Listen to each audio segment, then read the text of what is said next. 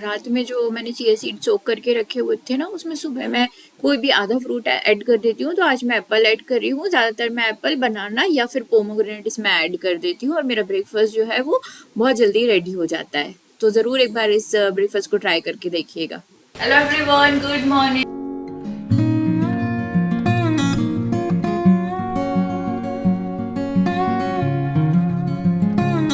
और आज है नवरात्रि का दूसरा दिन, मंडे है आज। और सबसे पहले तो मैं ब्रेकफास्ट करूँगी। 9 बजे का टाइम होने वाला है। तो हस्बैंड चले गए हैं ऑफिस, सारा काम हो गया। बस किचन का एक शेल्फ मैंने पूरा यहाँ खाली करके रखा, जिसको अभी मैं अरेंज करूँगी, क्योंकि 9 बजे के पहले जो है ब्रेकफास्ट करना है। और तेज़ अभी तक ना मुझे भूख लगने लगती है, क्योंकि मेरा फर्स्ट मील नहीं, सेकंड मील होगा, क्योंकि इसके पहले ना मैंने 2 अखरोट और 2 बादाम सुबह खा ली थी, क्योंकि काफ़ी सुबह जल्दी उठती हूँ मैं, तो फिर भूख लगने लगती है।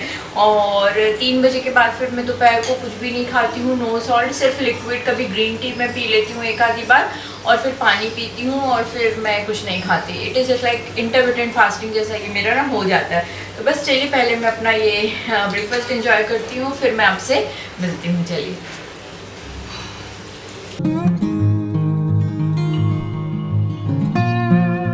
अब इसके बाद मैं वापस से किचन में आई हूँ। किचन का ये एक जो ड्रॉर है ये मैंने खाली किया था, इसको थोड़ा सा अरेंज करना था। ये नए बास्केट में लेके आई थी डीमार्ट से, मैंने आपके साथ शेयर किया था। तो इसमें मैं अब सामान को लगा दूंगी। तो इसमें मेरे जो डेली के ग्लास, कांच की जो ग्लास होते हैं वो मैं रखती हूँ, और कुछ ऐसा सामान रखती हूँ जो मुझे हैंडी चाहिए होता है। और इसीलिए इनको ना बास्केट में जमा के रखना थोड़ा इजीली हो जाता है, ताकि अगर बास्केट हिलती है ना तो ये चीज़ें बिल्कुल क्रैक नहीं होती है। अदरवाइज पहले मैंने एक बार ना, जब शुरू में हम शिफ्ट हुए थे, तो मैंने ऐसे ही रख दिए थे। तो जितनी बार ड्रॉज बंद होता था, अगर उसमें बीच में स्पेस रहता था, तो मेरे तो 2-3 ग्लास ऐसे ना टूट के खराब हो गए थे। इसलिए फिर मैं अब इस तरीके से रखती हूँ। जब मेरे पास बास्केट नहीं थी, तो मैंने जो कार्डबोर्ड के बॉक्स आते हैं ना, उनको मैंने अच्छे से अरेंज किए थे और उसमें मैंने रखा था, और इससे ना क्लीनिंग करना भी बहुत ईजी हो जाता है। तो यहाँ ये मेरा काम जो था वो ख़त्म हो गया। और उसके बाद फिर क्या हुआ कि मैंने अपना जो शावर लिया, पूजा वगैरह की, और उसके बाद फिर आज हमारा ये नया टीवी डिलीवर हुआ था। तो ये हमारा जो हमने LG का OLED 55 इंच का नया टीवी लिया है। पुराना टीवी अभी आपको दिख रहा होगा, उसमें थोड़ी सी परेशानी हो गई थी, तो हमने वो टीवी अभी एक्सचेंज में ऑफर में नहीं दिया है, बल्कि इसको यहीं पे सोसाइटी में एक फैमिली थी, उनको मतलब खरीदना था टीवी, तो ये टीवी और यूनिट दोनों हमने बेच दिया। तो मेरा शावर लेने के बाद का पूरा जो टाइम था ना, वो टीवी के यूनिट को खाली करने में चला गया, क्योंकि इसमें इतना सारा सामान रखा हुआ था ना, काफ़ी ज़्यादा स्पेशियस है यूनिट, लेकिन इसमें नया टीवी जो है वो नहीं आएगा।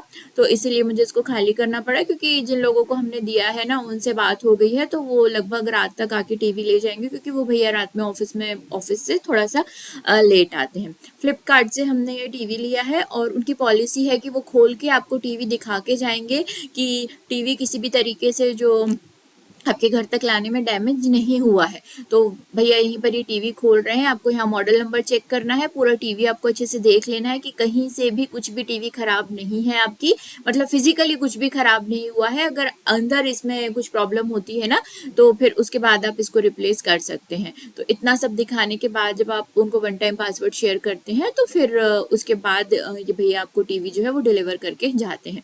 तो टीवी को अच्छे से देख लिया था यहाँ पर, उसमें कोई भी परेशानी नहीं थी, सब अच्छा था। तो वापस से डब्बा में पैक करके ये टीवी रख देंगे। और इसी समय फिर मैंने इंस्टॉलेशन के लिए रिक्वेस्ट कर दी थी, क्योंकि टीवी आ गया था। तो इंस्टॉल भी हमारा टीवी ना तुरंत ही हो गया था, क्योंकि वो शायद यहाँ पे कहीं आए थे इंस्टॉल करने के लिए। तो इंस्टॉल इन्होंने टीवी कर दिया, और इस बार हमने टीवी जो है ना वो वॉल माउंट करवाया है।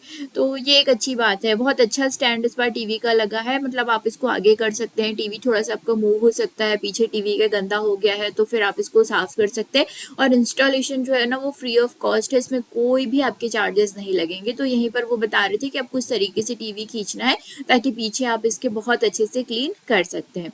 तो 15-20 मिनट ही लगा उनको टीवी माउंट करने में। और जो ड्राइंग रूम है ना हमारा, वो बहुत ज़्यादा और भी ज़्यादा स्पेशियस यहाँ पे हो गया है, क्योंकि नहीं तो हम सोच रहे थे कि अब नया यूनिट लेना पड़ेगा। और पर देखिए टीवी यहाँ पे हो गया है हमारा इंस्टॉल।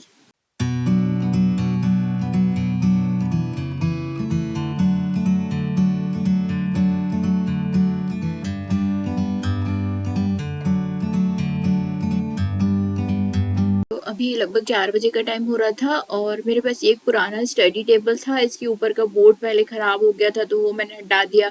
इसके ऊपर फिर मैंने प्लाई लगवाई, वॉलपेपर चिपकाया। तो लगभग 5 साल ये पुराना है और ना हाँ, अब मैं इसका दूसरा कुछ मेकओवर करने वाली हूँ। तो सबसे पहले तो मैं इसका ड्रॉज यहाँ से निकाल दूँगी। एक्चुअली में हुआ क्या कि मुझे ना एक सेंटर टेबल अभी मेरे पास नहीं है और जब से टीवी का यूनिट गया ना, सेंटर टेबल की थोड़ी-सी ज़रूरत महसूस होने लगी है, क्योंकि टीवी के रिमोट्स और चार्जर जो भी होते हैं वो पहले उसके एक शेल्फ में नीचे रखे रहते थे, बट अब है कि वो यहाँ वहाँ बिल्कुल बेकार तरीके से ना पड़े रहते हैं। तो मुझे लगा कि ये एकदम ख़राब कंडीशन में हो गया है। इसको मैंने बहुत ना रफली यूज़ किया है और बहुत ज़्यादा इसमें ना मतलब अभी ज़्यादा चल नहीं सकता है। और इसको ना एज अ ड्रॉ, जब एज अ अलमीरा इसको रखने की कहीं पे जगह नहीं मुझे समझ में आ रही है।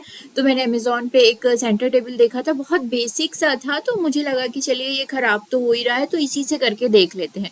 तो यहाँ पे मैंने पूरा जो खोल लिया है, पूरे नट स्क्रू जो भी थे, जो भी एक्स्ट्रा प्लाई मुझे निकालना था, मुझे ये इस शेप में चाहिए था। देखिए इस तरीके से मुझे ये चाहिए था।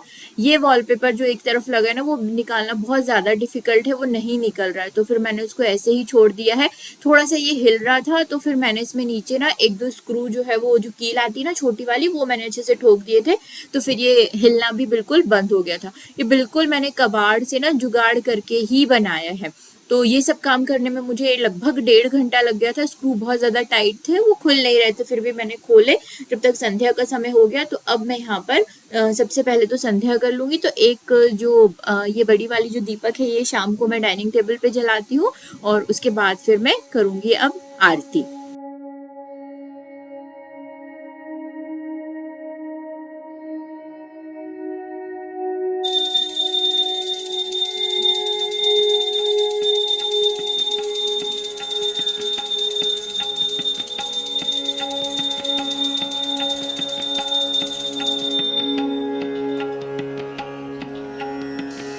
तो संध्या करने के बाद फिर मैं अपने कुछ पाठ करती हूँ जो मैं सुबह नहीं कर पाती हूँ। और वैसे भी शाम को मेरी बहुत टाइम से है कि पाठ करने की आदत है। मैं शाम में जो है हनुमान चालीसा ज़रूर पढ़ती हूँ। कोरोना के समय से मैंने ये नियम लिया है, तो ये अभी तक ना चल रहा है।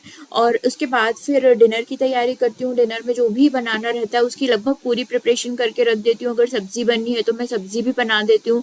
रोटी बननी होती है, जो चीज़ गर्म अच्छी लगती है, तो फिर जब हस्बैंड आते हैं मैं उसकी तैयारी कर देती हूँ। जब वो आते हैं तो फिर मैं उनको गर्म ही बना देती हूँ। और अभी लगभग ना 6 बजने का टाइम हो रहा है, पर मैंने मतलब तैयारी मैंने डिनर की पूरी कर दी थी और हस्बैंड को आने में आज टाइम था, आज वो लेट हो गए थे। तो फिर मैंने सोचा चलिए इसका ही मैं काम कर देती हूँ। तो यहाँ पर ये देखिए जो वॉलपेपर पहले से लगा हुआ था ना, सेम वही वॉलपेपर मेरे पास एक बार और है। तो मैं अब उसके ऊपर से ही मैं इसको लगा दूंगी, तो ये ना और भी ज़्यादा वाइट दिखेगा। ये वॉलपेपर उतनी अच्छी क्वालिटी का नहीं है, बहुत ही ना थिन है, पतला है ये।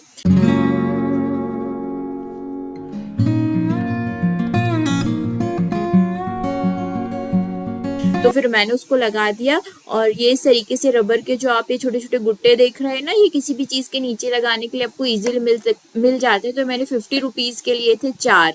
तो ये मेरे पास काफ़ी समय से पड़े हुए थे। तो सबसे पहले तो मैं जो फेविकॉल का हीटेक्स आता है ना, उसको लेके मैं इसको चिपका दूंगी, ताकि ये अपनी जगह पे ना थोड़े से तो सेटल हो जाए।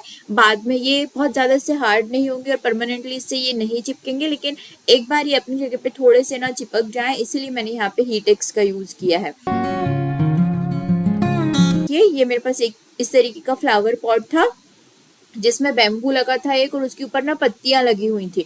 तो ये मुझे बिल्कुल अच्छा नहीं लगता था, तो पत्तियां मैंने हटा दी और बैम्बू को भी मैंने आधा काट दिया। और ये एक थाली है मेरे पास, पुरानी थाली है, ये भी मैं मम्मी के घर से लाई थी। तो अब इन दोनों से मैं ना एक DIY करूंगी। तो मैं क्या करूंगी, यहाँ पर सबसे पहले तो मैं मोल्डेड क्ले आ रही है जो, उसको लूंगी और दोनों को मैं अच्छे से, दोनों जो इसमें 2 तरीके से आते हैं उनको अच्छे से मैं मिक्स कर दूंगी। इससे बहुत ही अच्छे तरीके से चीज़ें ना चिपक जाती हैं। तो अच्छे से मिक्स करने के बाद आपको इसको गीले कपड़े में रखना है, नहीं तो ये बहुत जल्दी ड्राई हो जाती है। तो ये बैम्बू के ऊपर मैं थोड़ा सा पहले फेविकॉल लगाऊंगी, मोल्डेड क्ले लगा के, फिर फेविकॉल लगा के मैं इसके ऊपर थाली को अच्छे से चिपका दूंगी। अगर आपके पास कोई स्टैंड है और उसमें इस तरीके से बैम्बू नहीं लगा है ना, क्योंकि इसके नीचे सीमेंट भरी है और उसको निकालना बहुत ही मुश्किल है, तो आप सीधे स्टैंड के ऊपर भी इस तरीके की प्रोसेस कर सकते हैं। तो इससे बहुत अच्छे से ना चीज़ें चिपक जाती हैं। बस इसको उल्टा करके मैं थोड़ा सा अच्छे से दबा दूंगी मैं, और इसके बाद फिर मैं इसको और आगे भी अभी चिपकाऊंगी। तो ये जो सर्कल दिख रहा है ना, यहाँ पर भी मैं थोड़ा थोड़ा फेविकॉल लगाऊंगी और मोल्डेड क्ले से थाली और जो उसकी एज है, जो स्टैंड है वाइट वाला, उसकी जो एज है ना, उसको मैं मिक्स करके एक बार अच्छे से मैं चिपका दूंगी, तो ये बहुत ज़्यादा ना स्टर्डी हो जाएगा। तो सेम इसी मेथड का यूज़ करके मैंने जो अपना टेबल बनाया है ना, उसके जो पैर हैं छोटे छोटे रबर के, उसको भी मैं इसी तरीके से चिपका दूंगी और इसको फिर मैं रात भर सूखने के लिए छोड़ दूंगी।